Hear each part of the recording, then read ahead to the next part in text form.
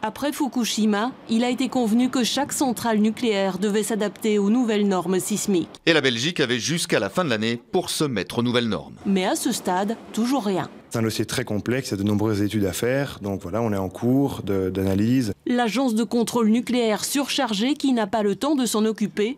Alors ça veut dire quoi si l'agence est fort occupée? Que le ministre n'accorde pas les moyens nécessaires à l'agence pour qu'elle soit en mesure de rédiger un arrêté royal. Hein. Faut pas se foutre du monde non plus. Hein. Tant que les normes sismiques ne sont pas transposées dans le droit belge, Electrabel n'a aucune obligation de mise en conformité. La Suisse dévoile son dispositif contre l'extrémisme violent. Et lance à son tour un plan d'action national à destination des enfants et des adolescents, décliné en 26 mesures. Parmi elles, par exemple, une promotion du dialogue interreligieux. Avec un rôle tout particulier pour les petites communes en termes de détection. C'est bien sur le plan local que ça va pouvoir s'identifier, c'est là où il vit, en fait, que les premiers signaux peuvent apparaître.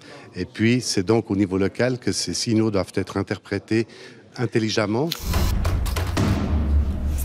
C'est le marché le plus important de la planète, 1,4 milliard de consommateurs potentiels. Et justement, quand Justin Trudeau est en Chine, c'est opération séduction. Les deux pays ont échangé pour 85 milliards de marchandises l'an dernier, un échange nettement en faveur de la Chine. C'est pourquoi le Canada veut un accord de libre-échange, pas encore à l'ordre du jour pour les Chinois. Si bien que la conférence de presse qui devait suivre a été annulée, on a vite compris que la grosse nouvelle qu'on attendait, c'est-à-dire des négociations formelles de libre-échange, n'allait pas se concrétiser, en tout cas pas pour l'instant. Quand il s'agit d'apprendre à lire et à écrire et surtout comprendre, la France est au fond de la classe, près du radiateur. La France est 34e sur 50 pays évalués.